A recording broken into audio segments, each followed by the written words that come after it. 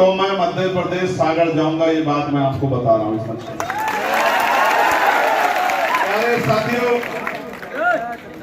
मैं ये चाहता हूं कि जातिगत गणना हो, आर्थिक आंकड़े जारी हो और संख्या के आधार पर आरक्षण व्यवस्था लागू हो। 52% ओबीसी को 52% आरक्षण मिलना चाहिए। मिलना चाहिए नहीं मिलना चाहिए बताओ? यस। धन धरती राजपाट में सही तरह से बंटवारा हो, हर गरीब के घर तक, गरीब तक घर पहुंचे, खेती योग्य जमीन पहुंचे, पढ़े लिखे बच्चों को रोजगार मिले, तमाम तरह से सरकारी योजना का लाभ सिर्फ कागजों तक ना रहे, उसका लाभ गरीबों तक भी पहुंचे। अब आप मेरी बात पे गौर करना। प्रमोशन में रिजर्वेशन एससी एसटी के साथ ओबीसी को भी, माइनॉरिटी को भी प्रमोशन में रिजर्वेशन का लाभ मिलना चाहिए। मिलना चाहिए नहीं मिलना चाहिए? हाँ, इस सरकार से पूर्व की सरकार ने उत्तर प्रदेश में प्रमोशन में रिजर्वेशन को रोक दिया था, जिससे हमारे बहुत सारे कर्मचारियों का डिमोशन हुआ और बहुत सारे कर्मचारियों को खून के आंसू बहाने पड़े। लेकिन मैं आपको विश्वास दिलाता हूं कि प्रमोशन में रिजर्वेशन हम लोग लागू कराने का काम करेंगे, इस बात को मेरी याद रखना। साथ साथ ठेकेदारी प्रथा खत्म करके, जो सीवर में लोग मरते हैं, जो कंपनियों में ठेकों पे काम करते हैं, सरकारी विभागों में ठेकों पे काम करते हैं, जिस तरह से निजीकरण करके सरकारी नौकरियों को खत्म किया जा रहा है, तो हम लोग ठेका प्रथा बिल्कुल बंद करेंगे और सरकारी पक्की नौकरी लोगों को देने का काम करेंगे। बैकलॉग, जितना बैकलॉग खाली है उस बैकलॉग को भरने का काम करें। साथ साथ पुरानी पेंशन का जो मामला चल रहा है, उस पुरानी पेंशन के मामले को भी सॉर्ट आउट करेंगे, पुरानी पेंशन भी लोगों को दिलाने का काम करेंगे। इस बात का भी मैं आपको विश्वास दिलाता हूं। एक सवाल सबसे बड़ा है, सबके मन में घूम रहा है ईवीएम को लेके। आप चाहते हो ईवीएम से चुनाव हो? हाँ कह रहे हो? क्या कह रहे हो? आप चाहते हो बैलेट पेपर से चुनाव हो? जो लोग चाहते हैं बैलेट पेपर से चुनाव हो, वो दोनों हाथ खड़े कर लें, उठा के रखो, ऊपर ही दिखने चाहिए मुझे कौन कौन चाहता है। ठीक है, हम लोग पूरा प्रयास करेंगे कि सरकारी मशीन ईवीएम से चुनाव ना हो, बैलेट पेपर से चुनाव हो। साथियों, मैंने पार्लियामेंट में निजी क्षेत्रों में आरक्षण के बिल के लिए भी बात रखी थी कि 98% प्राइवेट सेक्टर में भी निजी क्षेत्रों में आरक्षण होना चाहिए। और हमारे बड़े सीनियर हीरा लाल जी भी बैठे होंगे, उन्होंने कल मेरे सामने एक मांग रखी थी कि भाई चंद्रशेखर जी, समान काम समान वेतन लागू होना चाहिए। अगर प्राइवेट में भी कोई किससे काम लेता है तो वेतन उतना ही मिलना चाहिए जितना सरकारी में मिलता है। मैंने उनको विश्वास दिलाया था कि इस बार पार्लियामेंट चलेगी, मैं इस विषय को जोर शोर से उठाने का काम करूंगा कि समान काम समान वेतन लागू होना चाहिए। 8 घंटे काम के लिए अगर सरकार 1000 रुपए देती है, मजदूरों को भी 1000 रुपए मिलने चाहिए। इस बात को प्यारे साथियों, साथ साथ ये पुलिस के भाई बड़े परेशान, देखो पसीने पसीने हो गए हमारे चौधरी साहब दिनेश चंद जी। इनकी लड़ाई कोई नहीं लड़ता, सब इनसे नाराज रहते हैं, झगड़ते रहते हैं नेता इनको। कई जगह तो अभी पुलिस को पीट दिया, थाने में घुस के, कहीं चेकिंग में गए वहां पीट दिया। इनकी समस्या को समझना पड़ेगा। पुलिस की समस्या क्या है?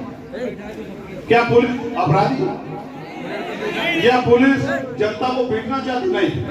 देखो समझो, जब आप मुझे तंग करोगे तो मैं क्या करूंगा? गुस्सा हो जाऊंगा, नाराज हो जाऊंगा। जैसे मैंने आपको बैठने को, आप नहीं बैठे तो मुझे पीड़ा हुई कि आप मेरी बात को मानते नहीं। तो पुलिस जनता की विरोधी नहीं, इनको ड्यूटी कितनी करनी पड़ती है? 24 घंटे, 48 घंटे, 72 घंटे, कोई पूछने वाला नहीं। रोटी मिली या नहीं मिली है, पानी मिला नहीं मिला है, कपड़े मिले नहीं मिले, वर्दी हुई है नहीं हुई है, और कुछ इनको मिला नहीं मिला, सोने को मिला नहीं मिला, खाने को मिला नहीं मिला, बैठने को मिला, कोई नहीं पूछने वाला। इसलिए मैंने पार्लियामेंट में, जबकि इन्होंने मुझे कई बार जेल भेजा पकड़ पकड़ के, फिर भी मैंने पार्लियामेंट में इनके लिए आवाज उठाई कि इनकी 8 घंटे की ड्यूटी होनी चाहिए। नौकरी अपनी जगह, लेकिन अपने परिवार से मिलकर उनके बीच में रहने का अधिकार इनका भी है। इनको सप्ताह में 1 दिन छुट्टी मिलनी चाहिए, नहीं मिलनी चाहिए। और मेरा बस चले तो मैं इनको 2 छुट्टी दे दूं। सप्ताह में इनको 1 दिन छुट्टी मिलनी चाहिए। बॉर्डर स्कीम खत्म होनी चाहिए बराबर के जिले में और बराबर के जिले में, जिससे कि छुट्टी वाले दिन अपने घर पहुंच जाएं, अपने बच्चों में अपनी माँ, अपनी बहन, अपने पत्नी, अपने बेटे, अपने पिता के पास पहुंच जाएं, अपने भाइयों पहुंच जाएं। इसलिए बॉर्डर स्कीम खत्म होनी चाहिए, इनकी वेतन विषमता दूर होनी चाहिए। इनकी भी कई मांग है, इनकी छोड़िए, होमगार्ड के जो भाई हैं उनकी वेतन वृद्धि, हमारे जो भाइयों का बहनों का समायोजन, हमारे भोजन माता, आंगनबाड़ी बहनें, आशा बहनें, पंचायत सहायक, रोजगार सेवक, पीआरडी के जवान, सबके लिए उनकी वेतन वृद्धि के लिए मैंने पुरजोर मांग उठाई पार्लियामेंट। कोई ऐसा नहीं है, किसान भाई हो, नौजवानों को रोजगार ले, इसके लिए मैं तख्ती लेके बैठा रहा धूम में कि भाई नौजवानों को रोजगार मिलना चाहिए। मैंने कोशिश की कि हर वर्ग की आवाज हम लोग बनने का काम करें। फिर मैंने ये जो मांग मैं आपके सामने रख रहा हूं, बहुत इंपॉर्टेंट है, गौर करना। सरकारी स्कूल ये सरकार बंद कर रही है, ठीक है? सरकारी स्कूलों में किसके बच्चे पढ़ते हैं? बैठो, जल्दी बैठो, दोनों जल्दी बैठो, बैठ जाओ, बैठ जाओ, बैठ जाओ, अपनी जल्दी बैठ जाओ। काम की बात आ गई है, देखो आप बिल्कुल बर्दाश्त नहीं होगा अनुशासन टूटना। मीडिया को छोड़ के सब लोग बैठ जाओ, जल्दी बैठो, इंपोर्टेंट मांग आ गई है। बाबा आप कहाँ को खड़े हुए भीड़ में आके, और आप कहीं पीछे तो बैठते जल्दी, अब परेशान होना पड़ रहा है आपको। बैठो, जल्दी से बैठो, तेजी से, 30 सेकंड में बैठो। दोनों तरफ अगर 30 सेकंड में कोई खड़ा रहा तो देख लेना। तो इस पे गौर करना। पसीना आ रहा है, मुझे भी आ रहा है ना बराबर। तो किसान के बेटे डरना आएगा यार, डरते नहीं, डरते बात करते, इंपोर्टेंट बात। तो भाई सरकारी स्कूलों में किसके बच्चे पढ़ते हैं बताओ? गरीबों के। और सरकार 22,000 स्कूल बंद कर रही है। क्यों बंद कर रही है? किसके रास्ता बंद कर रही है? स्कूल नहीं बंद कर रही है, गरीबों के बच्चों का, गरीबों के बच्चे पढ़ लिख के आगे ना बढ़ते। सोचो मैं पढ़ाना होता तो क्या वकील बन पाता? पढ़ा लिखाना होता क्या पार्लियामेंट में अपनी बात, पढ़ा लिखाना होता कि आपके सामने अपनी बात रख पाता? पढ़ा लिखाना होता तो मीडिया को सही बात बता पाता? तो पढ़ाई को समझिए। इस पढ़ाई की वजह से बाबा साहब अम्बेडकर पढ़ने के बाद बैरिस्टर बने और उन्होंने आके भारत का संविधान लिख करोड़ों लोगों की जिंदगी में बदलाव लाया। पढ़ लिखे मान्यवर काशीराम साहब साइंटिस्ट बने, पढ़ लिख के पढ़ने लिखने का रास्ता राष्ट्र ने हमें दिखाया, आरक्षण का रास्ता छत्रपति साहू जी महाराज ने दिखाया। तो मैंने ये कहा, हर लोग रोते रहते समस्या समस्या, समाधान कहाँ है? समाधान। मैंने पार्लियामेंट में कहा कि मेरे पास समाधान है। उन्होंने कहा बताइए कैसा समाधान? मैंने कहा आप सरकारी स्कूलों में पॉलिसी लागू कर दो, नेताओं के बच्चे और अधिकारी कर्मचारियों के बच्चे सरकारी स्कूल में पढ़ेंगे। पॉलिसी बनाने वाला और पॉलिसी लागू कराने वाला, जैसे हमारे इंस्पेक्टर साहब के बच्चे, हमारे सिपाही भाई के बच्चे, हमारे पैरामिलिट्री फोर्स के भाइयों के बच्चे, विधायक के, सांसद के, मुख्यमंत्री के, मंत्री के बच्चे, डीएम एसएसपी के बच्चे, सीओ के बच्चे, कमिश्नर के बच्चे, आईजी डीआईजी के बच्चे, डीजीपी के बच्चे, chief secretary, deputy secretary, additional secretary के बच्चे, जब उनके बच्चों के भविष्य की बात आएगी और उनको सरकारी स्कूल में पढ़ने का मौका मिलेगा, एक टेबल पे जैसे बैठे हैं विधायक जी का बेटा, सांसद जी का बेटा, मंत्री जी का बेटा, डीएम साहब का बेटा, एसएसपी साहब का बेटा, वहां मेरे जैसे किसान परिवार का बेटा, किसी मजदूर परिवार का बेटा, जब वो स्कूल में बैठेगा तो देखो स्कूल कैसा होगा। बढ़िया बिल्डिंग होगी, बढ़िया पंखे होंगे, बढ़िया साफ सफाई होगी, टीचर समय पे आएंगे, किताबें अच्छी होंगी और अच्छी पढ़ाई होगी गुणवत्ता से, और गरीबों के बच्चों को आगे बढ़ने का रास्ता। ये बात मैंने पार्लियामेंट में रखी, तो चुप हो गए क्योंकि करना नहीं है ना हमें। आप समझो करना नहीं। सारे स्कूल तो नेताओं के, प्राइवेट स्कूल, अपना बिजनेस लाइन को ठप करेंगे भाई, सोचो ना। फिर मैंने कहा कि हमें हेल्थ पॉलिसी में सुधार लाना पड़ेगा। बोले कैसे? मैंने कहा जैसे एजुकेशन पॉलिसी में सुधार आएगा। बोले कैसे? मैंने कहा ये नेता जब बीमार होंगे ना, इनका इलाज सरकारी अस्पताल में होना चाहिए। ये अधिकारी जब बीमार होंगे, इनका इलाज सरकारी अस्पताल में होना चाहिए। मैंने कहा जब इनके बच्चे बीमार हो जाए तो उनका सरकारी अस्पताल में होना चाहिए। जो सरकारी सुविधा ले रहा है, सरकारी तनख्वाह ले रहा है, सरकारी पेंशन ले रहा है, सरकारी सुरक्षा ले रहा है, सबके परिवार के लोगों को सरकारी अस्पताल में इलाज मिलना चाहिए। आप सोचो, जिस अस्पताल में मेरा इलाज होगा, जिस अस्पताल में मुख्यमंत्री का इलाज होगा, जिस अस्पताल में मंत्री का इलाज होगा, जिस अस्पताल में विधायक जी का इलाज होगा, जिस अस्पताल में डीएम एसएसपी उनके बच्चों का, उनके परिवार का इलाज होगा, उस अस्पताल में बिल्डिंग भी अच्छी होगी, सारे टेस्ट भी वही होंगे। टेस्ट में जेब कटती है ना पूरी, दवाइयां भी वही मिलेंगी, डॉक्टर भी टाइम पे आएगा और साफ सफाई भी होगी। पैसे की कमी के कारण किसी की जान नहीं बच जाएगी। इसलिए मैंने कहा कि भाई सरकारी अस्पताल में भी बदलाव हो सकता है। अब बदलिए कि बदलेंगे, प्राइवेट हॉस्पिटल तो सब इनके चेक करा दो, सब में नेताओं की पार्टनरशिप। इसलिए मेरे पास भी एक आया, बोला सांसद जी मैं अस्पताल बना रहा हूं, आपकी 25% की पत्ती कर देता हूं, बस आप अपना बोर्ड लगवा देना। मैंने कहा मैं ऐसा सांसद नहीं हूं जो 25% की पत्ती लेके और आपका हॉस्पिटल चलाने का काम करे, गरीबों की जेब कटवाने का काम करे। मैं ऐसा सांसद नहीं।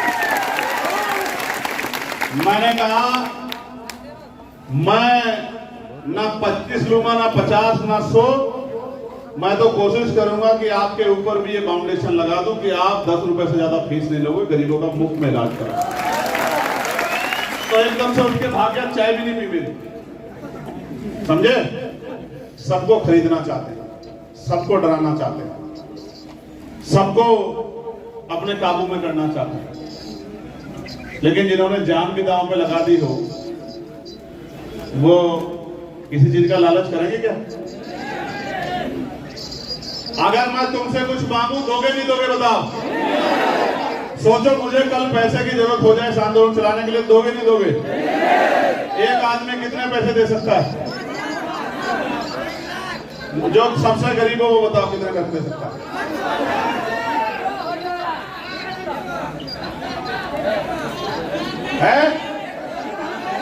शांत हो जाओ, जिससे पूछूंगा वो बता। खड़े हो जाओ। क्या नाम है तुम्हारा? है ताजुद्दीन। अभी रुक जाओ, पकड़ के रखो। है ताजुद्दीन, अगर मूवमेंट चलाने के लिए पैसे की जरूरत पड़ जाए, दे सकते हो पैसे? कितने? 1 लाख। खड़े हो जाओ। तुम्हारा क्या खर्चा? ताजुद्दीन भाई, क्या नाम है तुम्हारा? मोनू। कितने पैसे जेब में है? गिन के बताओ। शांत हो जाओ, बाकी लोग नहीं बोलेंगे। हैं? चुप रहो सब लोग। बाकी बेटे मोनू कितने हैं? बता दो, गिन के बता दो एक बार, मेरे कैसे बता दो।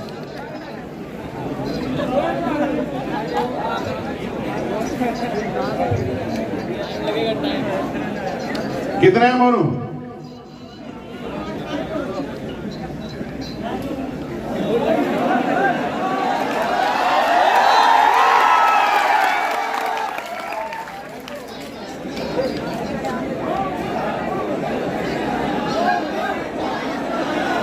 शांत हो जाओ। आईडी से बता दे मेरे भाई। 1000 रुपया। बैठ जा, ले लूंगा अभी। मेरी बात सुनो, जो लोग मुझे खरीदना चाहते हैं ना, मैं उनको बताना चाहता हूँ, मैं उस बहुजन समाज में जन्मा हूं। अगर 24 घंटे कॉल दे दूंगा तो 1 करोड़ रुपए मेरे घर के दरवाजे पर रखे होंगे। उनको मेरे काम का पता है। समझ रहे हो? फिर कह रहा हूं, याद रखना, चंद्रशेखर आजाद ना झुक सकता है, ना बिक सकता है, ना रुक सकता है। और ये भी सुनो, डर भी नहीं सकता। मैं आपको यहाँ के अस्पताल का बताऊं, बस्ती के 5 साल से यहाँ डिजिटल एक्सरे मशीन नहीं है अस्पताल में, और सरकार कहती है कि हमने बहुत बड़ा काम किया। 5 साल से नहीं है। और 16 घंटे कुर्दा में उधर 16 घंटे बिजली की कटौती हो रही है, और ये कहते हैं हम सरकार चला रहे हैं। ये बताते हैं कि हम सरकार चला रहे हैं, हम बहुत अच्छा साधन चला रहे हैं। और अखबार उठा के देखोगे तो रोज किसी गरीब की बेटी की इज्जत पे हमला हुआ हुआ, किसी को मारा गया, किसी की जमीन छीनी गई हो, किसी को अपमानित किया हुआ, ये सरकार चला रही है। बदलाव होने दो, 24 घंटे बिजली मिलेगी, और इतने कम दामों में मिलेगी कि गरीब आदमी भी उस बिजली का बिल दे सकता है। और सुनो, अस्पताल में एक्सरे मशीन नहीं है ना डिजिटल, 1 साल के अंदर प्राइवेट हॉस्पिटल मुकाबला नहीं कर पाएगा सरकारी अस्पताल के। दिन Chandrashekhar Azad five star hotel कम लगेगा अस्पताल के सामने, बीमार भी नहीं होंगे तो भी अस्पताल में जाके लेटने का मन होगा, मेरी बात को याद रखना। और सुनो, कानून व्यवस्था अभी तो कुछ भी ताकत नहीं है। एक सांसद नगीना के लोगों का धन्यवाद, तो हाथ मांगे सब लोग पहले बोलो धन्यवाद नगीना। नगीना वासियों की जय हो, और आपकी भी जय हो। सिद्धार्थनगर में डुमरियागंज में 80,000 से ज्यादा वोट देने का काम आपने किया था, आपकी भी जय हो बस्ती वालों। और हमारे नेतृत्व का, हमारे लीडरशिप का, हमारे जिले के मंडल के साथियों का, विधानसभा के साथियों का भी बहुत बहुत धन्यवाद। तो ये कह रहा था आपसे, कानून व्यवस्था, अगर किसी गरीब की बच्ची की तरफ, जमीन की तरफ, बच्चे की तरफ, बेटे की तरफ, बेटे अगर कोई गुंडा आंख उठा के देख ले, अगले दिन पद से इस्तीफा दे दूंगा, मेरी बात को आप याद। क्या बात करते हो? करना नहीं है ना। आप सरकार इसलिए बनाते हो कि गरीबों पर जुल्म कर सको, उनका खून चूस सको, उनको सता सको। हम इसलिए ताकत बनाना चाहते हैं कि गरीबों को आंसू पोंछ सके, इन माओ को, बहनों को जो है इज्जत सम्मान की जिंदगी दिला सके। ये फर्क है आप पे और हम में। आज यहाँ मेरी बहनें बैठी है, बताओ मेरी माँ बेटे कितने ने हवाई जहाज में सफर किया, जरा हाथ उठा के बताओ। कितने ने हेलीकॉप्टर में सफर किया, बताओ। ये आप समझो मैं क्या समझाना चाह रहा हूँ। इस देश में आपकी हैसियत क्या है? क्या हैसियत है आपकी? आप पैदा होते हो और उसी छोटी सी जगह में मर जाते हो, किसी को कोई फर्क नहीं पड़ता। मैं इसलिए आपसे कह रहा हूं कि बाबा साहब ऐसा देश नहीं चाहते थे। बाबा साहब चाहते थे कि हर महिला को अपनी इच्छाएं, अपने सम्मान के साथ आगे बढ़ने का मौका मिले, और महिलाओं के हाथ में प्यारे साथियों, आज उत्तर प्रदेश में मॉब लिंचिंग हो रही है, मारा जा रहा है लोगों, मस्जिदों को तोड़ा जा रहा है, खानकाहों को तोड़ा जा रहा है, कब्रिस्तानों की जमीन को छीना जा रहा है। वक्फ में अमेंडमेंट करके जो ताकत थी मुसलमानों के पास, उनकी खिदमत की, उनके लोगों को मजबूत करने की, उनके लिए स्कूल कॉलेज बनाने की, उसको लूटा जा रहा है। ये सब सरकार की जानकारी में, और बुलडोजर चला के डराते हैं, गोली मारते हैं। मेरे यहाँ नाहल में, गाजियाबाद में हुआ, मैं गया मिलने के लिए। अलीगढ़ में आपने देखा 4 लोगों को किस तरह बुरी तरह मारा, और बाद में जो आरोप उनके ऊपर लगाए थे वो भी झूठे साबित हुए। इसलिए मैं मुस्लिम भाइयों से भी कहना चाहता हूं कि आप अगर सम्मान का जीवन चाहते हो, अपनी हिस्सेदारी, हक चाहते हो, अधिकार चाहते हो, तो एक बार आजाद समाज पार्टी को ताकत देके देखो, फिर आपको पता लगेगा कि कैसे जो है स्वाभिमान सम्मान का जीवन। और जिम्मेदारी से कह रहा हूं, मुस्लिम भाइयों को, जैन भाइयों को, सिख भाइयों को, बौद्धिस्ट भाइयों को, ईसाई भाइयों को कह रहा हूं, एक बार आजाद समाज पार्टी के साथ जुड़ जाओ। इस विचार के साथ किसी की हिम्मत नहीं होगी आप पे आंख उठा के देख ले। किसानों के लिए लड़ाई लड़ी, किसानों के लिए 13 महीने लड़ाई लड़ी, पहलवान बेटियों के सम्मान की लड़ाई लड़ी। और फिर आपसे कह रहा हूं, किसानों को एमएसपी की गारंटी अगर कोई दिलाएगा, उनके गन्ने का मूल्य अगर कोई दिलाएगा, तो वो आजाद समाज पार्टी काशीराम दिलाएगी, और कोई नहीं दिला सकता मेरे पास। निष्पक्ष परीक्षा, जितनी भर्ती निकलेगी सब में कोई आवेदन शुल्क नहीं होगा और निष्पक्ष परीक्षा होगी। इस सरकार की तरफ पेपर लीक नहीं होगा, 69,000 शिक्षक भर्ती की तरह घोटाला नहीं होगा, पुलिस भर्ती की तरह सवाल नहीं खड़े होंगे भर्ती पे। और आखिरी बात जो अब आपसे कहनी है, अब तक तो मैंने अपने मन की बात कही है, अब मैं आपसे कुछ मांगना चाहता हूँ, कुछ चाहता हूँ, करोगे नहीं करोगे मेरी मदद बताओ। हम स्वाभिमान सम्मान का जीवन अपना घर चलाने के लिए कितने घंटे काम करते हैं रोज? 8 से 12 घंटे। अगर आप चाहते हो कि सामाजिक परिवर्तन हो, समता मूलक समाज बने, गरीब किसान महिलाओं मजदूरों को इज्जत की जिंदगी मिले, तो 2 घंटे कम से कम अपने घर से निकल के बूथ कमेटी बनाने में, सेक्टर कमेटी बनाने में, भाईचारा कमेटी बनाने में, लोगों को जोड़ने में, लोगों को समझाने में, क्योंकि दुश्मन इतना खतरनाक है, वो आदत बिगाड़ता है हमारे लोगों की राज करने के लिए, आदत बिगाड़ता है राज करने के लिए, गुमराह करता है राज करने के लिए। और हमें आदत सुधारनी है, भाईचारा बनाना है, अपने लोगों को इज्जत की जिंदगी दिलाने के लिए, नौजवानों को रोजगार दिलाने के लिए, गरीबों की जिंदगी में खुशहाली लाने के लिए। तो अगर सच में आप मुझसे प्यार करते हो तो सिर्फ वीडियो बनाने से काम नहीं चलेगा, नारा लगाने से काम नहीं चलेगा। जब आप यहां से उठोगे, मेरी बात को याद रखना, कई बाल्टी पानी जैसा यहाँ फर्श पे होगा। क्यों? क्योंकि आपका पसीना, आज आपने जो पसीना बहा है, मैंने देखा इतनी गर्मी में आप मोटरसाइकिल लेके दौड़ रहे थे, बहुत गर्मी, पसीने पसीने हो रहे, तो मैं आपके प्यार को समझता हूँ। लेकिन मैं चंद्रशेखर आजाद भी आपसे वादा करता हूँ,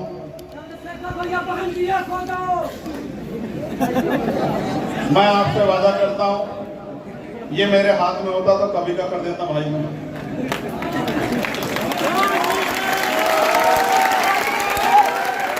मैं अपनी जिम्मेदारी तो ले सकता हूँ, ठीक है? तो मैं आपसे वादा करता हूँ, आप बताओ लड़ कौन रहा है? ईमानदार से बताओ, अच्छा जोर से बताओ कौन लड़ रहा है? तो जो नहीं लड़ रहा है उसको कहो कि वो आराम कर ले, जो लड़ रहा है उसी को काम दे। समझे नहीं समझे? तो मैं आपसे कह रहा हूं, मैं आज इस मंच से वचन देता हूं, भगवान बुद्ध की धरती से, खून का कतरा कतरा बहा दूंगा आपके लिए अपने, और आखिरी सांस तक पैर पीछे नहीं हटाऊंगा। जब तक ये लड़ाई लड़ सकता हूं पूरी ताकत से लड़ूंगा, जब तक ताकत है। महापुरुषों के आंदोलन को आगे बढ़ाते हैं।